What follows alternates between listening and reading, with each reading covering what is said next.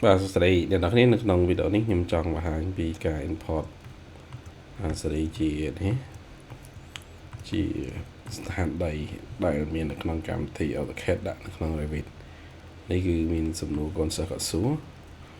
ហើយយើងអាចប្រើពីរលក្ខខណ្ឌដើម្បីគូសកងតួនេះបាននៅក្នុងកម្មវិធី Revit ទី1យើងអាច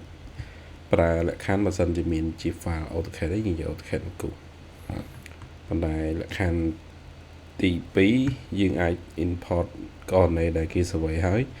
មកដាក់នៅក្នុងកម្មវិធី Revit ក៏បានតែនេះគឺវាមាន AutoCAD អញ្ចឹងលក្ខខណ្ឌដែល import កូនហ្នឹងខ្ញុំធ្លាប់ធ្វើវីដេអូអ្នកអាចទៅមើលវាទៅ search ក្នុង Facebook ហ្នឹងមកឬក៏ក្នុង YouTube ពេលខ្ញុំធ្វើតែលក្ខខណ្ឌនេះគឺខ្ញុំនឹងប្រើ AutoCAD តែម្ដងខ្ញុំ share វាចុះតោះខ្ញុំចូលមកកាន់ Revit អានេះគឺស្តៀងមើលនេះដែលខ្ញុំគូសដែរអូវាជាទូទៅវាដីវាប្រែប្រួលមិនមែនស្មើខ្ញុំក៏ឆ្នៃវាមកតែនៅក្នុងនេះខ្ញុំយក model ថ្មីដែលវាមិនពាក់ព័ន្ធនឹងនេះតែម្ដងបញ្ចូលម្ដងហ្នឹងខ្ញុំចង់បញ្យល់អ្នកហើយនេះនៅក្នុងនេះវាមានយើងត្រូវឈិចទី1យើងឈិចទៅលើ unit វា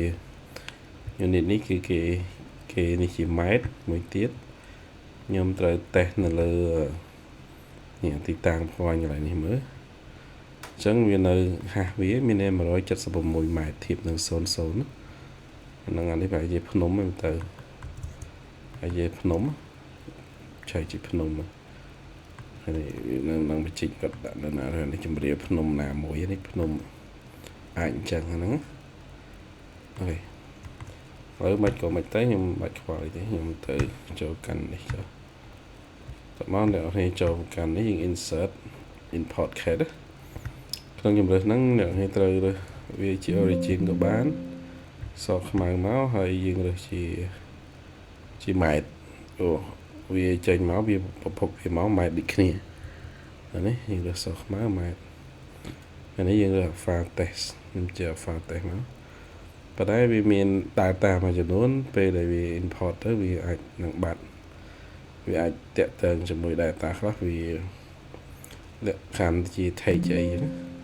ប៉ុន្តែនៅពេលនេះដាក់ចូលវាមាន message នេះមួយ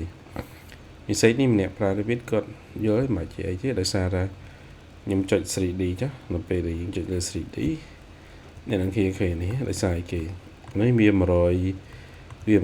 ប្រមាណម៉ែត្រធៀបនឹង0នោះណែតើនេះអញ្ចឹង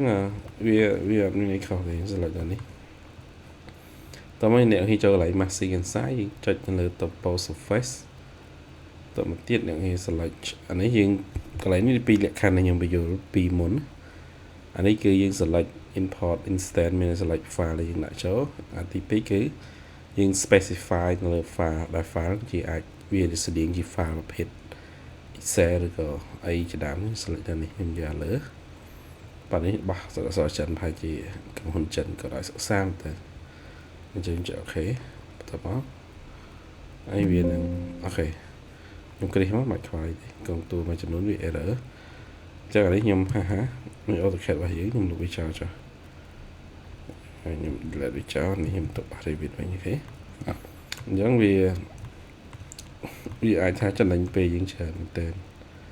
ចំណេញពេលបន្តមកអ្នកគេតេស្តថានៅក្នុងអាចុងនេះអាហ្នឹងហាស់វាត្រូវអត់ស្លេចហើយ100វា176ម៉ែត្រជាងណាអញ្ចឹងត្រូវអត់ខុសតែបើយើងចង់នេះ view rank តើយើងថាលើក view rank ឲ្យខ្ពស់បានអាចមើលឃើញនៅក្នុងនេះយើងអាចកែ view rank នេះដើម្បីមើលហ្នឹងចុះវាខ្ទង់ដាក់ថាវា500ម៉ែត្រលើចុះ500ម៉ែត្រនេះខ្ញុំគិតថា35ម៉ែត្រចឹងអាចមើលឃើញវា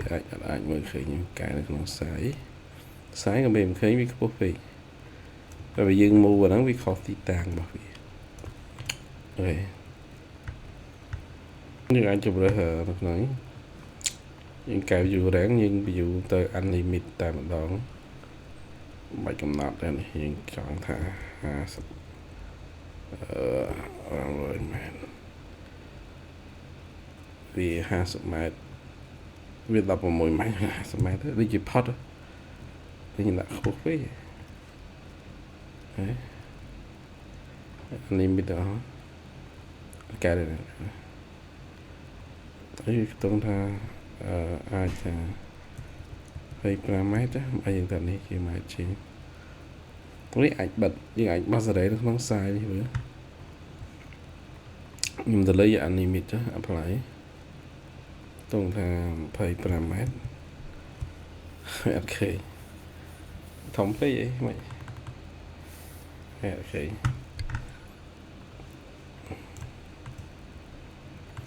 nó rồi chứ anh có thời anh mua về mà chắc anh mới khơi team chứ vậy anh mới khơi xung phim xài cái xài nhưng mới khơi vì giờ đây sao để tôi dù rằng nó nói phải chia nhưng lợi khơi phải chia bật thằng một nghĩa sai một nghĩa topo cà phê ok đi bật khơi chết sao bạn mình bà lấy nhầm lời về dưới với cô tụi mình khi này chẳng là sai những bật lừa sai anh bạc sai miền topography ok nhưng chỉ dùng cài này cài ví dụ này và nó hiện đậm mà hiện đậm phải mẹ ok phải mẹ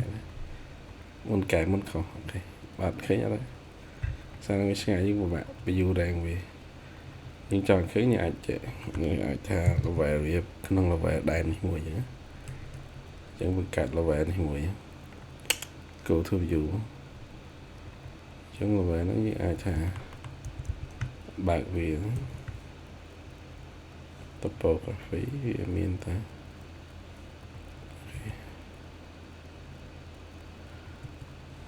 như miền này chân anh đang tham thôi là hết này không biết ok đây ai thà ở những tiếng cắt chế về ảnh khi mấy miền này khác những ai tiếng cắt nhưng bị chào đấy ở đây vì ai thà đi tại tầng cắt này điện ở thôi những cắt vì cái tầng đậm mát trong vì khi những cái chứ okay. Khi ở hơi mát sao được mát ok ở thiết 20 mét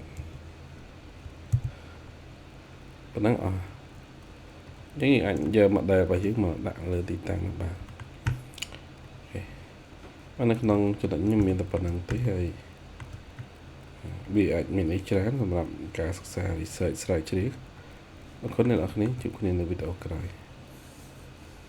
này mình bị chọn này hết nó còn này miền cả hai chia là ba con tua này hai tiền ở bên này nó trong việc thấy là ba lại nữa này đã scale mỗi lần pi rồi cái pi pram rồi những hình lại con tua này hết hình pi rồi